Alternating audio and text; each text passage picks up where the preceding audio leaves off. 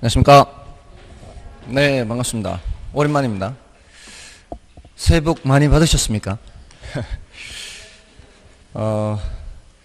지금 처음 뵙는 분도 계시는데요. 처음이시죠?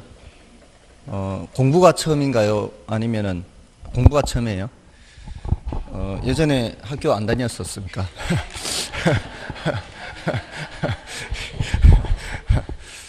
처음이신가요? 예전에 공부해 보신 적 있나? 이런 공부? 자격증 공부? 자격증. 이런 종류의 자격증. 그러니까 뭐 공인중개사가 아니더라도, 그런 자격증 시험. 그 컴퓨터 시험도 평균 60점이면 합격인가요? 그럼 달라요? 몰라요? 시험 자격증이 있다면서요. 근데 자격증이 있는데 그거는 어떻게 따는지 몰라요. 아무튼 처음 하시는 분들을 위해서 제가 12월 달 수업 때도 말씀을 드렸지만 지금은 좀 간단하게 어떻게 공부하는지에 대해서 좀 말씀을 드리겠습니다. 이미 다른 선생님들도 좀 말씀을 하셨죠. 어떻게 공부하는지. 지난주에 처음 시작하시면서 어떻게 공부하라 말씀을 좀 듣지 않으셨나요? 어떤 말씀을 하셨나요? 어떻게 공부하라고 하던가요? 뭐 얘기해도 별 소용이 없어요. 뭐 기억을 해, 어떻게 공부하라는 걸 기억을 해야 그대로 실천을 하죠. 어떻게 공부하라 그랬어요? 반복 생각나나요? 또 그건 제가 말씀드렸던 거고. 다른 선생님이 어떻게 말씀하셨는지.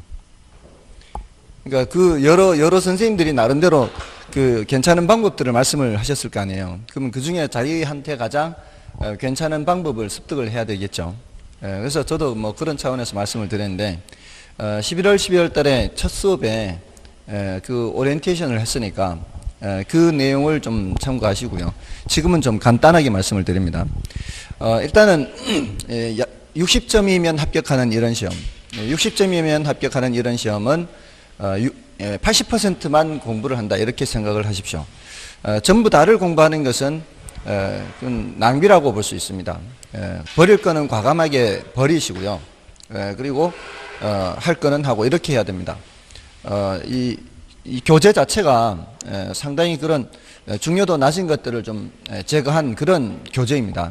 그럼에도 불구하고 중요도가 낮은 걸 또 버리라고 말씀을 드릴 거예요. 그래서 중요도 낮은 것을 버리고요. 또 하나가 뭐가 있는가 하면은 난이도가 높은 것을 버리는 겁니다. 그러니까 난이도가 높은지 낮은지는 여러분들이 아실 수가 있어요. 여러분들이 보셨을 때 뭔 소리인지 어렵잖아요. 그러면 패스하는 거예요. 둘이 사귀는데 쟤하고 해야 돼 말아야 돼, 어떤 갈등 상황이 있을 때 그때는 가야 돼요 말아야 돼요? 그때는 버려야 되는 거죠. 그거하고 똑같아요. 공부할 때 이거 해야 돼 말아야 돼, 이런 갈등 상황이 생기면은 그 내용은 버려야 돼요. 그런 시간이 많이 걸린다는 얘기예요. 그렇게 버렸더니 한 반을 버리더라. 그래도 일단 버려야 돼요. 왜냐하면 두 번째 볼 때는 알 수 있는 내용들이 있을 수가 있습니다. 그러니까 처음에 볼 때 너무 시간을 많이 투입을 하지 마시고 과감하게 버릴 건 버리고 큰 흐름을 따라오는 것이 관건입니다. 그래서 첫 번째가 이제 80%만 공부하시라는 거고요. 두 번째는 기출문제를 유심히 살펴보시라는 얘기예요. 이런 교재들이 대부분 기출문제를 바탕으로 해서 쓰여집니다. 그리고 우리 교재에도 기출문제가 많이 수록이 되어 있습니다. 그 기출문제를 유심히 살펴보시고 그런 문제를 해결할 수 있도록 본문의 내용을 점검을 하면 되겠죠. 자, 그런데 기출문제를 이제 풀다 보면은 이게 뭔 내용인지 본 적이 없는 것 같은데 해서 기본서를 이렇게 본문을 찾아봤는데 본문에 내용이 없어요. 기출문제에는 있는데 본문에는 내용이 없어요. 그런 건 어떻게 해야 돼요? 그런 거는 버리는 거예요. 기출문제에는 있는데 본문에 내용이 없다는 것은 그럼 별로 중요하지 않기 때문에 굳이 본문에서 다루지 않고 있다는 얘기입니다. 그런 것들은 굳이 알려고 하지 마시고 그냥 참고로 이런 것도 출제는 되는구나 라는 정도로만 받아주시기 바랍니다. 아시겠죠? 그렇게 해서 기출문제를 보시긴 하더라도 기출문제가 다 중요한 것은 아니고 어쩌다 출제되는 그런 문제도 있으니까 기본서에서 확인이 안 되는, 본문에서 확인이 안 되는 그런 거는 버린다, 이렇게 생각하시면 돼요. 자, 그래서 80% 공부하고요. 기출 문제를 중심으로 공부하고요. 그다음에 세 번째는 반복이에요. 좀 전에 누가 반복 말씀하셨죠? 반복을 어떻게 하라고 말씀하셨나요? 복습을 언제 해야 되는 거죠?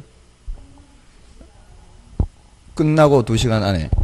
그거 굉장히 좋은 방법인데요. 아, 그래요. 이렇게 말씀하셨어요. 그 다음에 저는 거기에다 덧붙여서 복습을 수업 시간에 할 수 있어요. 수업 시간에 복습을 하는 겁니다.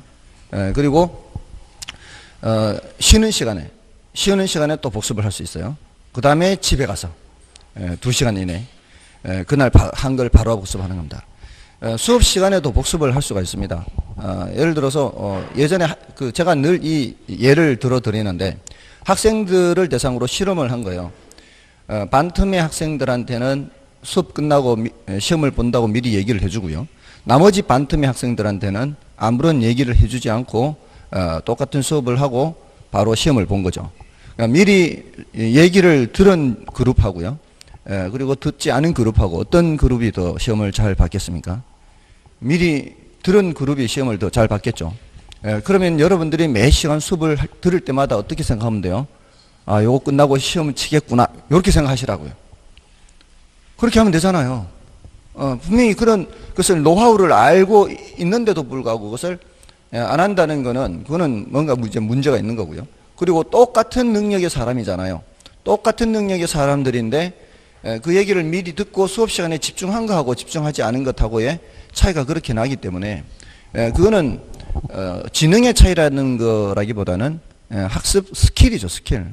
그런 노하우에 따른 차이입니다.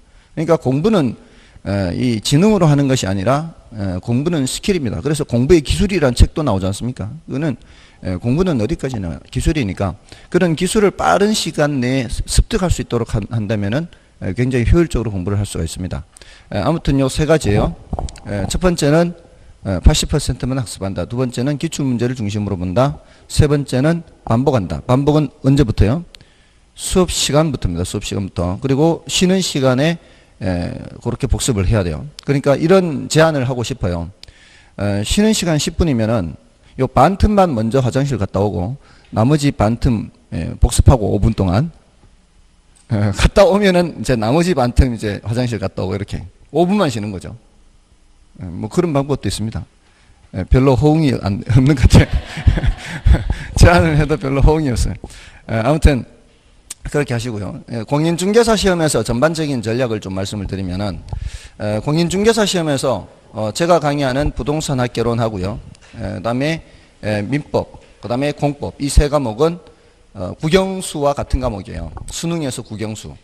이거는 짧은 기간 내에 실력을 향상시킬 수 없는 과목들이죠. 그러니까 평소에 꾸준히 공부를 해야 되는 그런 과목들입니다.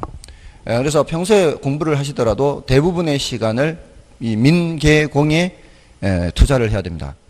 다른 2차 과목들은 중개사법이나 공시세법이죠. 이거는 짧은 기간 내에 좀 점수를 끌어올릴 수 있습니다. 물론 공시법 중에서도 등기법은 조금 난이도가 높은 편입니다. 근데 그 등기법은 비중이 40문제 중에 12문제밖에 안 돼요.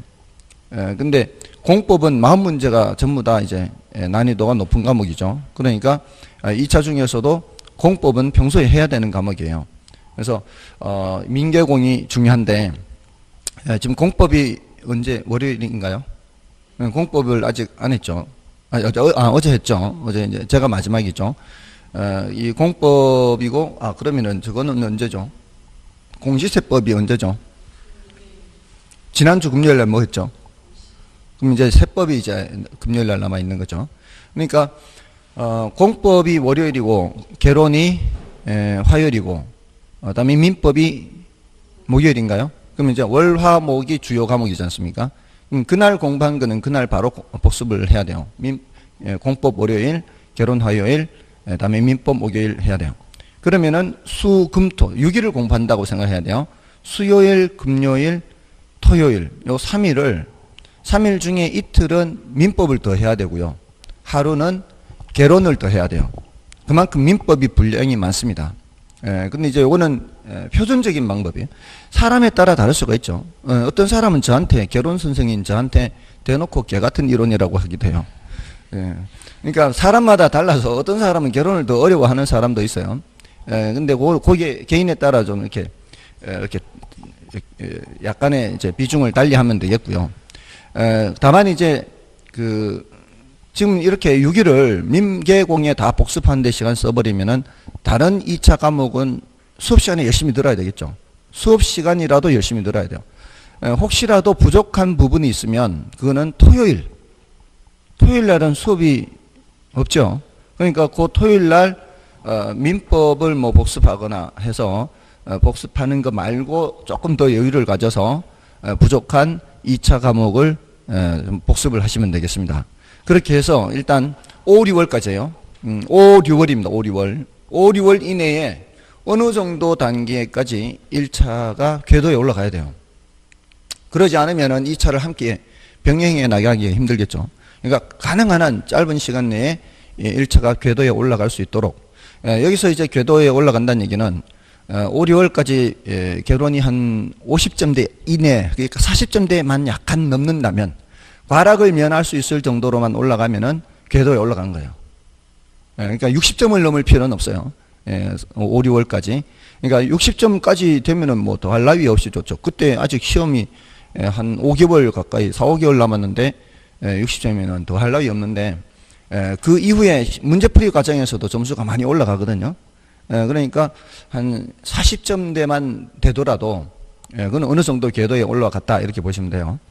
다만 이제 그렇게 궤도에 올렸을 때 다른 2차 과목을 병행을 해 나갈 때 민법과 결혼을 너무 비중을 줄여버리면 안 돼요. 항상 1차 비중은 50% 이상이 되도록 그렇게 하셔야 되겠습니다. 자, 이렇게 일단 좀 말씀을 드리고요. 좀 잘 기억하시고 계셔야 됩니다. 지금 어떻게 공부해야 되는지 이걸 기억을 해야 평소에 공부를 할 때 그렇게 실천을 할 수가 있는 거죠. 다음에 이제 제가 강의하는 부동산 학개론에 대해서 간단하게 말씀을 드리면 이 부동산 학이라고 하는 학문, 요거 이제 좀 간단하게 설명을 드릴게요. 이건 뭐 그렇게 비중이 크거나 하지는 않습니다. 이 부동산 학이라고 하는 학문은 도시의 역사하고 비슷해요. 도시의 역사. 그러니까 이 도시 역사는 고대 도시가 아니라 산업화 이후의 도시예요. 그래서 산업혁명이 있은 이후로, 산업혁명이 뭐예요? 농경사회에서 이제 산업사회로 넘어오는 거죠. 그러면서 사람들이 농사를 주된 업으로 하다가 이제 제조죠, 제조. 공장에서 이제 일하는 겁니다. 그럼 농민들이 뭐가 되는 거예요? 노동자가 되는 거죠. 자, 근데 그 공장들이 주로 어디에 세워집니까? 도시에 세워지죠. 그러니까 농사 짓던 사람들이 도시로 몰려들게 됩니다. 그러면은 한정된 공간에 많은 사람들이 거주를 하게 되죠. 그러면은 주택이 많이 필요할 것이고요. 그리고 그 주택을 이제 갑작스럽게 많이 짓지는 못하니까 이제 주택 문제가 크게 나타나고요. 그다음에 주택도 지어야 되고 또 그 사람들이 상가도 필요하잖아요. 먹고 살아야 되니까. 그다음에 또 아까 공장도 짓는다 그랬죠. 자, 이런 주택도 지어야 되고 상가도 지어야 되고 공장도 지어야 되고 그렇게 많은 사람들을 수용하는 어떤 행정기관이라든가 이런 것도 많이 지어야 되죠. 그런 토지들이 필요하게 되는 거죠. 그러니까 사람들이 한 곳에 모이게 되면은 주택 문제나 토지 문제 이런 것들이 필연적으로 나타날 수밖에 없어요. 그리고 사람들이 한데 모이면은 제일 골치 아픈 게 또 뭔가 하면은 그 많은 사람들이 먹어야 되는 식량, 그러니까 식수 공급을 해야 되죠. 식량, 식수를 공급해야 되고 연료 공급해야 되고요. 그러니까 먹고 싸는 문제입니다. 먹고 싸는 문제, 이 상수, 하수의 문제가 발생합니다. 그래서 예전에 제가 듣기로는 그 서양에 이 상하수가 이게 발달이 안 됐을 때 막 길거리에 분뇨가 그냥 넘쳤다고 합니다. 그리고 그게 산업혁명이 있다고 해서 바로 자동차가 만들어진 게 아니라 그때는 우마차지 않습니까? 우마차가 다니면서 말들이 다니면서 어디 화장실 가려서 화장실 가는 게 아니죠. 다니면서 그냥 길거리에다 싸니까 사람도 쌌대 그냥. 그러니까 안 보이는 좀 우스한데 그 화장실 같은 것들이 별로 없고. 그 여러분들 그 프랑스의 무슨 궁전이죠? 루브르인가 뭐 하여튼 무슨 궁전 있잖아요. 거기에 화장실이 없었대요. 화장실이 거의 없었대요. 조금은 몇 개는 있었긴 있었지만 일반인들, 이 방문하는 사람들을 위한 화장실이 별로 없는 거죠. 그러니까 자기네 사는 몇 명만 귀족들 뭐 이렇게 왕족들 이렇게 사용하는 거 말고 화장실이 없으니까 아무데나 막 볼일 받나 봐요. 그래서 이곳에 소변 보지 마세요, 뭐 똥 싸지 마세요, 이런 것들이 팻말이 많이 붙어 있었다고 해요.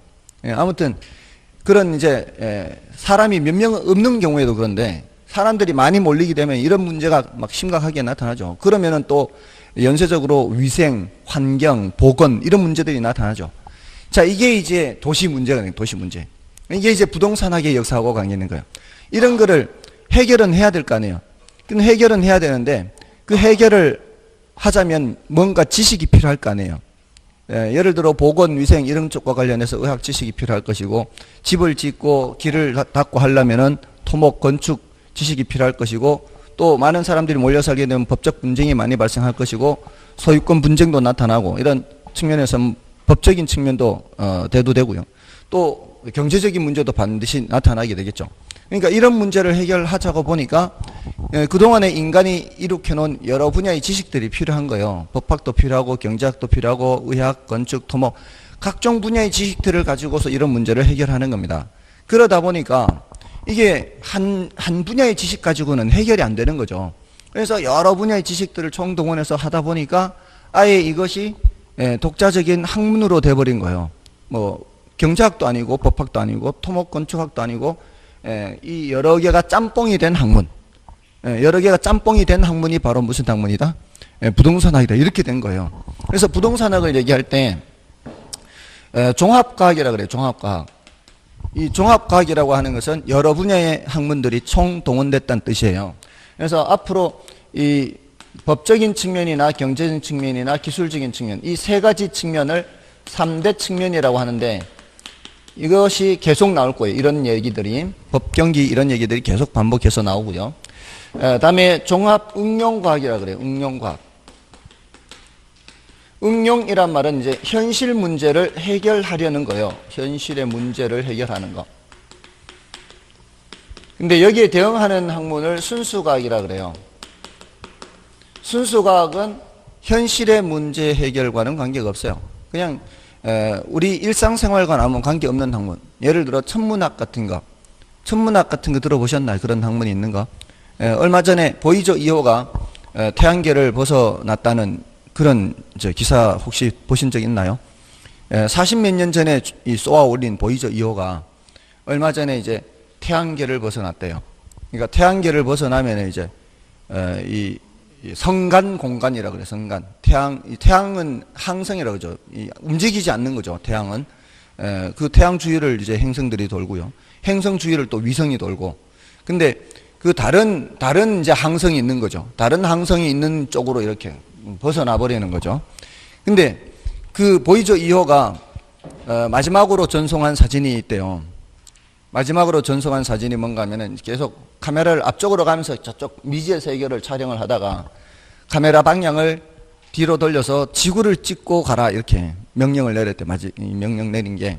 그래서 카메라 렌즈를 돌려서 지구 쪽을 향해서 찍어서 전송을 하고 갔는데 그 사진에 많은 점들이, 띠 같은 점들이 막 있어요. 이렇게 무수히 많은 점들이 있는데 그 중에 하나 하얀 점이 지구래요. 요 지구 위에 지금 우리가 살고 있다는 거죠. 그 점 같은, 티끌 같은 지구 위에 이 많은, 뭐 60억인가 하는 이 지구인이 살고 있다는 거죠. 예, 그렇게 보면, 어떻게 보면은 정말 하찮은 존재죠, 인간이. 티끌 같은 이 지구가 그 사이에 티끌 같은 인간이 있으니까 얼마나 하찮은 거야, 이거죠. 그러니까 이런 것들은 우리 사는 거하고는 전혀 관계가 없죠. 그러니까 이런 학문은 순수과학이라 그래요. 이건 뭐 우리 지금 사는 거하고 뭔 관계가 있어, 그게. 그냥 아무런 의미가 없는 거죠. 어떻게 보면은. 아무튼 그런 학문은 순수과학이지만 부동산학은 현실적으로 우리가 부딪히는 그런 문제를 해결하는 학문이다. 그래서 응용과학이다. 이렇게 얘기를 해요. 다음에 여기서 이제 과학이라고 얘기하는 거는 앞에 생략되어 있는데 사회라는 단어가 생략되어 있어요. 자연현상의 법칙성을 탐구하는 것을 자연과학이라 하고요. 사회현상에서의 법칙성을 탐구하는 것을 사회과학이라 그래요. 우리 뭐 진리탐구 이런 말 하잖아요. 대학에서. 그 진리라는 게 그 속에 숨어 있는 진실, 진정한 사실 이런 것들을 보는 거죠. 그러니까 사회현상에서 가격이 올라가면 수요량이 줄고요. 가격이 내려가면 수요량이 늘어나고요. 이것도 진리죠, 진리. 그런 거를 탐구를 하는 거죠. 사회 현상에서 이런 규칙성을 탐구하니까 사회과학이라 그래요. 그러니까 부동산학은 부동산과 관련된 사회 현상을 연구하는 학문이다. 그래서 보통 이렇게 소개를 합니다. 자, 이게 이제 부동산학이에요. 이제 부동산학에 대해서는 이렇게 간단하게 소개를 하고요. 그다음에 부동산학 개론이죠. 개론이라는 과목은 이건 뭐 시험에는 안 나와요. 이거는 개론이라는 과목의 특성을 말씀드리는 거예요.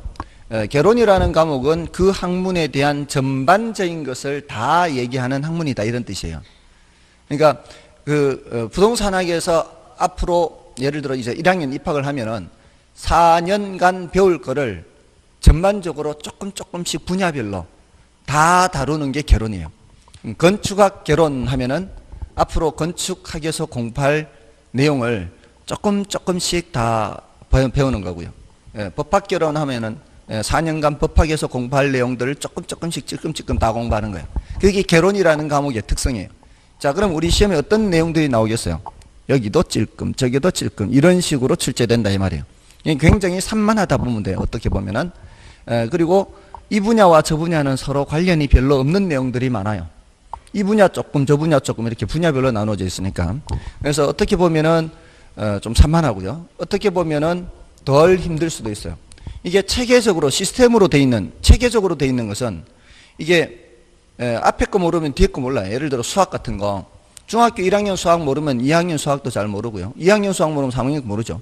이러지는 않아요. 이거 몰라도 저거 아는데 별 지장이 없어요. 근데 몇 개는 부분적으로 연결이 돼 있어요. 몇 개는. 부분적으로 연결된 거 몇 개 빼고는 굉장히 산만한 과목이다, 이렇게 보시면 돼요. 그게 이제 결론이고요. 다음에 이제 그 부동산 학개론의 전체적인 내용이 어떤 게 있는가 하면은 총론이라는 게 있고요. 다음에 이제 강론하고요. 또 따로 이제 부동산 감정평가론, 이렇게 나눠져 있습니다. 여기서 한 3문제 정도 출제가 되고요. 여기서 30문제에서 31문제, 여기서 대부분 출제가 되죠. 여기서 6문제에서 7문제가 출제가 돼요. 근데 그 중에서 좀 주요 파트라는 게 있어요. 그 주요 파트는 출제가 좀 많이 되는 그런 단원을 말하는데, 여기서는 이제 수요 공급이라는 단원이 있고요. 강론에서 여기 한 4문제 정도 출제가 돼요. 이거 주요 파트예요. 그러니까 수요 공급에 대해서 공부를 했는데 잘 모르겠다 그러면은 조금은 시간을 더 들여서라도 정복을 할 수 있도록 해야 되고요. 그다음에 시장론 하는데, 시장론은 여러 가지 주제로 나눠져 있어요. 이런 것들은 일단은 패스하는 거예요. 그러니까 어떤 데서는 나오기도 하고 어떤 데서는 안 나오기도 하고 주제가 여러 개로 나눠져 있거든요. 이럴 때는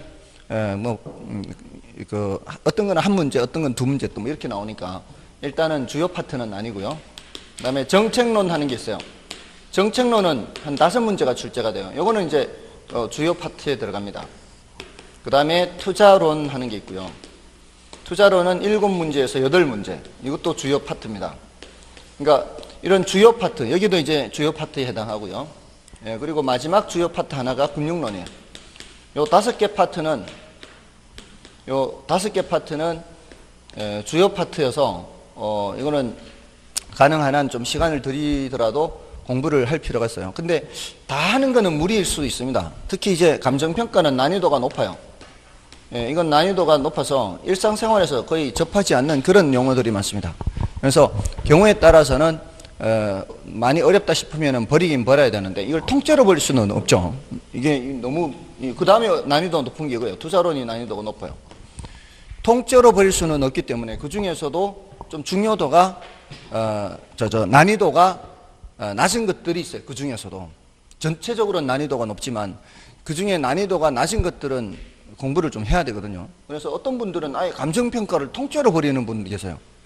통째로 버려버리면 이건 타격이 크죠. 그런 분들은 또 계산 문제도 통째로 버려버려요. 9문제에서 10문제 계산 문제 나오는데, 거기에다 이게 그렇다고 해서 투자론을 다 하는 것도 아니죠. 그럼 버려버리면은, 이것저것 버려버리면은 할 게 별로 없어요. 근데 그렇게 해도 사실은 합격할 수는 있어요. 그렇게 해도 반 정도가 나와요. 그래도 이것저것 버려버리면 반 정도 나와요. 근데 반 정도라도 합격할 수 있습니다. 올해도 그런 분이 계셨고 작년에도 그런 분이 계셨는데 이번 지난번 다 그런 분이 계셨는데 제가 늘 말씀을 드려요. 아무리 난이도가 높게 출제가 되더라도 끝까지 살아남은 사람들, 여기서 이제 끝까지 살아남았다는 얘기는 지금 이 공부하는 게 쉽지가 않잖아요. 이게 그냥 꾸준히 공부만 하면은 관계는 없는데 중간에 뭔 일이 생기고 이러다 보면은 여기 이제 나가는 대로 진도를 잘 못 따라오게 되면은 중간에 포기를 하는 분이 계세요. 그러니까 포기하지 않고 끝까지 살아남으신 분들은 아무리 난이도가 높아도 40문제 중에 자신이 아는 것만 골라서 풀라고 하면 시간 무제한으로 주고 아는 거 골라서 풀라고 하면은 최소한 반은 푸는 식으로 나와요. 그러니까 난이도가 그렇게 된다고요. 이게 난이도가 상중하 이렇게 나오기 때문에 하는 웬만한 건 거의 다 맞추니까 30%. 근데 조금 공부한 사람들이기 때문에 끝까지 따라왔다는 얘기는 반 정도는 맞추거든요. 근데 문제는 시간 내에 요 40문제 중에 자기가 아는 문제를 골라 풀어야 되는 게 요게 이제 관건이거든요. 근데 중간중간에 어려운 문제가 있으면 자꾸 시간이 이제 지체가 되는 거죠. 근데 제가 늘 그 말씀을 드려요. 지난번 시험에도 그렇고 이번에도 그렇고. 근데 시험 치는 중간에 이제 제가 한 말이 또 생각이 났대요. 그 사람이. 그래서 아는 것만 골라 풀자고 좀 어렵다 싶으면 패스하고 아는 것만 골라 풀었는데 다 풀고 나니까 21개 풀었대요. 시간은 많이 남았을 거 아니에요. 그러니까 시간 많이 남았는데 19개를 같은 번호로 쭉 적었대요. 같은 번호로 과감하게. 근데 19개 중에서 4개가 맞았대요. 푼 거 21개 다 맞았고요. 그러니까 실력은 거의 50점 실력인 사람이에요. 그죠? 자기가 아는 거 풀었으니까. 그러니까 아는 게 반 정도밖에 안 되는 거죠. 근데 나머지는 다 찍었는데 4개 맞아서 60점 넘은 거죠. 62.5. 그래서 합격을 했다고 이렇게 거기 글을 올렸어요. 인터넷에. 근데 사실 지난번에도 이번 시험 말고 지난번 시험에도 그렇게 합격한 수험생이 있었거든요. 그래서 그 수험생이 1차로 굉장히 힘들어했어요. 결혼을. 평소에 계속 힘들어서 한 번도 50점을 넘은 적이 없었던 사람이에요. 근데 동영 모의고사 9월 과정에서 겨우 그냥 50점 한두 번 이제 넘어보고 60점을 넘어본 적이 있었거든요. 근데 그 사람도 그렇게 시험을 본 거예요. 그래서 지난번 시험에 1차를 합격했는데 그 이후로 2차는 어떻게 됐는지 궁금했거든요. 근데 얼마 전에 문자가 왔어요. 2차도 합격했다고. 그러니까 지난번에 2차가 어려웠는데 다행히 2차를 통과한 거예요. 지난번에 1차 통과하고 이번에 2차를 통과한 거죠. 그러니까 그렇게 어려운 것들은 버리더라도 쉬운 것들은 맞출 수 있어야 되지 않습니까? 근데 아예 통째로 버린다 이런 생각 해버리면 아예 이 공부 자체를 안 해버려요. 그러면은 안 되는 거죠. 그러니까 쉬운 거는 한다 이런 마음을 가져야 돼요. 쉬운 거는 한다. 그래서 하다 보니까 어려우면은 저 버리더라도 아예 버리는 것은 좀 태도에서 좀 문제가 있을 수 있습니다. 자, 아무튼 이런 5개 파트가 주요 파트고요. 그 다음에 각종 부동산 활동론이 있어요. 각종 부동산 활동론은 이건 이제 좀 잡다한 내용이에요. 잡다한 내용으로 나눠져 있는 거는 뭐 한 문제 나오기도 하고 안 나오기도 하고 2문제 나오기도 하고 뭐 이런 주제라서 주요 파트는 아니에요. 그래서 이 5개 파트가 주요 파트다 이렇게 보시면 되겠습니다. 아무튼 이제 전체적으로 이렇게 되어 있는데 첫 주는 보통 이제 총론 수업, 총론을 이제 말씀드리는 것으로 수업을 합니다. 그래서 이제 본론으로 들어갑니다. 자, 지금 방금 말씀드린 것 중에서 이제 기억하실 거는 일단 어떻게 공부를 한다라는 걸 기억하시고요. 이제 80% 기출문제 반복학습. 그 다음에 민계공 위주로 5, 6월까지 공부해서 1차를 어느 정도 궤도에 올려놓는다. 됐나요? 이제 요약하면 그겁니다. 요약하면. 그죠? 다 들으셨죠? 요약해서 말씀을 드리면 그래요. 그 다음에 조금 전에 이제 이렇게 판서했는 것 중에서는 부동산학의 학문적 성격 해서 종합과학이다라는 거, 응용과학이다라는 거, 그 다음에 사회과학이다라는 거, 요 정도는 기억하고 계시면 돼요. 그러니까 30분 동안 얘기했는데 별로 기억할 게 없죠? 별로 알맹이 없는 수업했죠? 30분 동안 얘기했는데도 정말로 동의하는 건 아니겠죠? 자, 이제 오늘 총론의 내용이 자, 오늘 이제 부동산 개념이라는 게 있고요. 그다음에 부동산 분류라는 게 있고요. 그다음에 부동산 특성, 부동산 속성 이렇게 있습니다. 자, 오늘 해야 되는 중요한 내용이 지금 여기 있어요. 부동산 개념 분류. 진도를 조금 더 나갈 수 있으면 여기 요거 말고도 뒤에 다음 그 내용 수요 공급 파트를 조금 더 들어가고요. 근데 이제 요 파트는 중요도가 조금은 이제 낮다 보면 돼요. 요거는 중요도 자체는 이 특성은 매년 한 문제 정도 나와요. 요거는 한 문제에서 두 문제 나오고, 그러니까 이게 매년 나오니까 사실 중요도가 낮다라고 볼 수는 없어요. 근데 이게 난이도가 높습니다. 난이도가 높고 분량도 많아요. 그러니까 어떻게 해요? 일단 피하는 거죠. 똥이 무서워서 피하는 게 아니죠. 일단은 피하고 이 어느 정도 궤도에 올라가면 여기 있는 내용들이 난이도가 높지 않게 느껴질 때가 됩니다. 처음 보는 사람들은 난이도가 높지만 두 번 뒤에 있는 내용, 강론이나 감정평가론을 두 번, 세 번 보게 되면은 여기 이제 난이도가 높지 않게 되는 단계가 돼요. 그때 보면 돼요. 그러니까 미리부터 굳이 볼 필요 없고요. 이거는 중요도가 낮아요. 중요도가 낮아서 지금 현재 11분의 0이에요. 제가 앞으로 이런 숫자를 쓰면은 이거는 밑에는 11년간 이 소리고요. 0은 분자는 한 번도 안 나왔다. 이런 뜻이에요. 그러니까 10분의 2 이러면은 10년간 두 번 출제됐다. 이런 의미예요. 거기에 따라 이제 중요도의 강약을 보시면 돼요. 10분의 3부터는 좀 해야 된다 보시면 돼요. 10분의 3. 10분의 1, 10분의 2 정도는 중요도가 일단은 떨어진다. 이렇게 보시면 돼요. 아시겠죠? 10분의 3이면 상당한 확률이에요. 셋 중에 3년에 한 번 꼴이니까. 상당한 거예요. 근데 10분의 2만 돼도 5년에 한 번 꼴이잖아요. 그러면은 상당히 이제 확률이 좀 낮아지는 것이니까 그걸 기준으로 해서 여러분이 공부할 시간은 한정되어 있는데 해야 될 게 많다 그러면은 먼저 중요한 것을 먼저 하고 그다음에 이제 중요도가 낮은 거를 이제 봐야 그 시간이 이제 더 이상 없다 그러면 그런 건 이제 안 보는 거죠. 시간이 되면은 그것도 보는 것이고요. 자, 이렇게 할 겁니다. 자, 일단 이제 부동산이 뭔지를 보는 거예요. 부동산 개념이라는 거는 일단 교재는 보지 마시고요. 이제 제가 설명을 드리고 교재에서 확인을 시켜 드릴 겁니다. 부동산이 뭔지를 보는 거예요. 부동산이면 부동산학의 연구 대상이 되는 거고, 부동산이 아니면 연구 대상이 아닌 거죠. 그러니까 우리가 부동산이 뭔지를 정하는 거예요. 근데 그 부동산이 뭔지를 정할 때 법적인 측면이나 경제적인 측면이나 기술적인 측면 모두 살펴봐요. 조금 전에 부동산학은 종합과학이라고 그랬죠. 다양한 분야의 지식들이 다 총동원이 돼야 돼요. 그러니까 부동산을 볼 때 법적인 측면에서도 보고 경제적인 측면에서도 보고 기술적인 측면에서도 본다는 얘기입니다. 근데 법적인 측면은 법에 규정된 걸 보는 거예요. 지금 부동산학개론 말고 다른 과목들은 전부 다 법 과목들이죠. 그 다른 과목들은 뭘 공부하는 거예요? 우리나라의 법 규정을 보는 거죠. 법령을 공부하는 거예요. 법령에 규정되어 있는 내용을 알고 있어야 이게 O인지 X인지를 맞출 수 있지 않습니까? 그와 마찬가지로 우리나라 법에 규정된 부동산을 보는 거예요. 그러니까 법에 부동산을 정해놨다 이 말이에요. 근데 그 중에서 민법 있죠. 민법.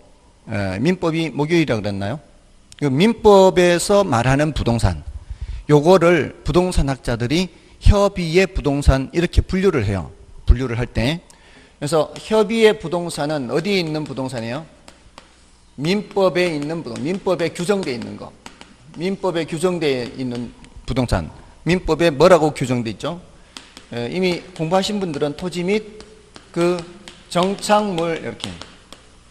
토지와 건물이 아니고요. 처음 보시는 분들은 보통 부동산 하면 토지 건물 이렇게 생각하지만 토지 건물이라고 하지 않고 있죠. 민법에서.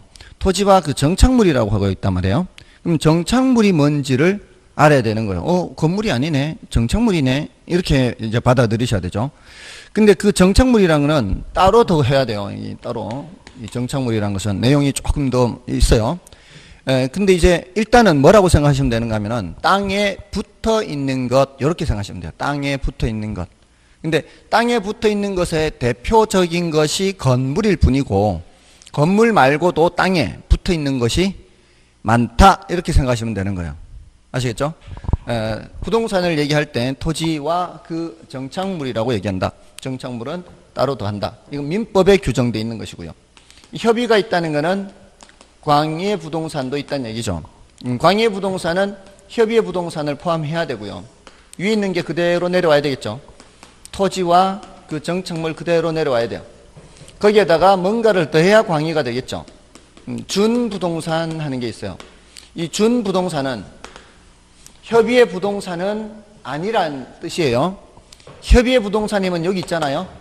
협의의 부동산은 아닌데 협의의 부동산처럼, 그러니까 민법상 부동산은 아니지만 민법상 부동산처럼 취급하는 뭔가가 있어요. 그거를 준부동산이다라고 얘기하는 거예요. 그래서 이것도 따로 해야 돼요. 이것도. 그래서 이 정착물 따로 해야 되고요. 이게 더 중요해요. 이거보다. 이거 따로 해야 돼요. 그래서 준부동산 정착물은 따로 해야 되니까 일단 남겨놓고요. 지금 이제 먼저 뭐를 하는가 하면은 부동산 개념을 볼 때 지금 갈래가 세 갈래로 나눠지고 있죠. 부동산 개념이라는 나무를 그릴 때 법적 개념의 가지, 경제적 개념의 가지, 기술적 개념의 가지, 이렇게 굵은 가지 스케치를 먼저 한 거예요. 그리고 나서 법적 개념은 다시 잔가지로 나눠지죠. 협의의 부동산, 광의의 부동산에서 앞으로 잎사귀를 더 그릴 게 남아 있어요. 그 다음에 이제 두 번째 굵은 가지예요. 법적 개념 말고 일단 스케치를 먼저 하는 거니까. 경제적 개념의 부동산은 부동산을 경제적인 관점에서 본다 이 뜻이에요. 부동산을 경제적인 관점에서 본다는 것은 어떤 측면에서 보는가 하면은 상품으로 보는 거예요. 상품. 부동산도 상품이다 이렇게. 우리 자본주의 경제체제에서는 거의 대부분이 다 상품이죠. 이것도 상품 다 상품이에요. 그런 상품이라는 관점에서 본다는 거예요. 근데 이런 상품들은 다 인간들이 만들어 놓은 거죠. 이 판매를 목적으로. 근데 건물은 인간이 만든 것이라고 볼 수 있는데 토지는 인간이 만든 건 아니죠. 토지는 자연으로부터 주어진 거지 않습니까? 그럼에도 불구하고 토지도 일단 뭐로 보는 거예요? 상품으로 보는 거예요. 토지도. 전부 다 상품으로 봐서 이 상품이 생산, 유통, 소비되는 이런 과정, 이런 현상, 이런 측면에서 보는 거는 경제적인 측면에서 살펴보는 거예요. 그럼 경제적인 측면에서는 부동산도 하나의 상품이다. 상품. 근데 그 상품이라는 게 다른 상품을 생산할 때 투입되는 상품을 우리는 생산재라 그래요. 생산재. 예를 들어 토지라는 것이 농민이 농산물이라는 상품을 생산하려면 뭐가 있어야 돼요? 농지가 있어야 되죠. 농지가 있어야 농산물이라는 상품을 생산해요. 그럴 때 농지는 생산재라 그러는 거예요. 또 건설업체에서 택지가 있어야 거기에 아파트 지어 분양을 하죠. 그러니까 아파트를 분양하기 위해서는 택지라는 게 있어야 되잖아요. 그 택지가 뭐라고요? 생산재가 되는 거죠. 근데 내가 산 자동차를 보관하기 위해서 차고를 필요로 해요. 그래서 그 차고를 짓기 위해서 이웃집에 남는 땅을 좀 샀어요. 자, 이럴 때는 그 땅을 사서 누군가에게 판매할 목적으로 땅을 산 것이 아니죠. 그건 내가 사용하기 위해서 산 거죠. 이럴 때는 뭐예요? 소비재라 그래요. 소비재. 그러니까 대부분의 재화는 생산재 성격과 소비재 성격을 모두 갖고 있어요. 그러니까 이럴 때는 생산재, 저럴 때는 소비재 이렇게 되는 거죠. 근데 토지는 생산재 성격이 더 강하고요. 주택은 소비재 성격이 더 강해요. 예를 들어 제가 임대업자로서 주택을 사서 세를 놓을 때는 그때는 생산재가 돼요. 근데 내가 살기 위해서 집을 살 때는 그때는 소비재라고 해야 되겠죠. 자, 그런 식으로 똑같은 재화라 하더라도 누가 사느냐에 따라서 생산재가 되기도 하고 소비재가 되기도 합니다. 가장 쉽게 생산재, 소비재를 구별하는 방법이 있어요. 지금은 제가 토지와 주택을 예를 들었지만 토지, 주택뿐만이 아니라 모든 재화를 소비재, 생산재로 구별할 때 가장 손쉬운 방법은 업체에서 구매하느냐, 가정집에서, 가게에서 구매하느냐로 따지면 돼요. 지금 여러분들이 구매하신 볼펜이나 필통 이런 것들은 소비재죠. 소비재. 여러분들이 사신 것은. 근데 여기 학원에서 구매한 거는 생산재예요. 학원에서 볼펜도 사고 뭐 이런 A4 용지도 사지 않습니까? 업체에서 구매하는 거는 여러분들 그 구매할 때 그 영수증 처리하죠. 밥을 먹어도 직원들 이렇게 식사 이렇게 해주고 하는 것도 전부 다 영수증 처리하잖아요. 그런 거는 소비재가 아니고 생산재예요. 왜냐하면 그 업체를 운영하기 위해서는 그런 게 다 투입이 돼야 돼요. 그래야 정상적으로 직원이 복리후생비 비용이잖아요. 그래서 직원이 안심하고 또 복리후생을 믿고 계속 열심히 일을 하고 이런 거니까.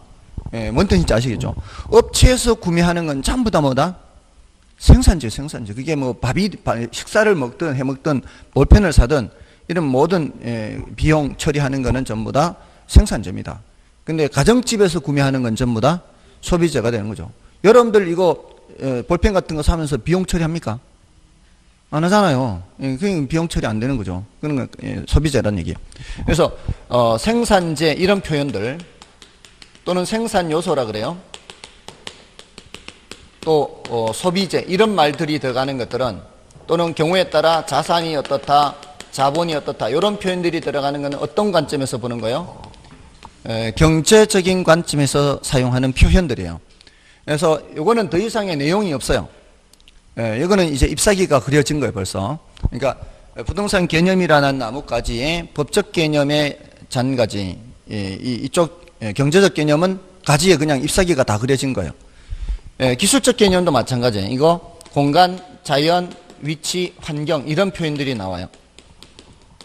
이런 표현들이 나오거나 또는 뭐 토목, 토양, 지질 이런 표현들이 나오는 거는 기술적인 측면에서 살펴보는 거예요. 이것도 더 이상의 내용이 없어요. 그냥 이 단어만 구별하면 돼요.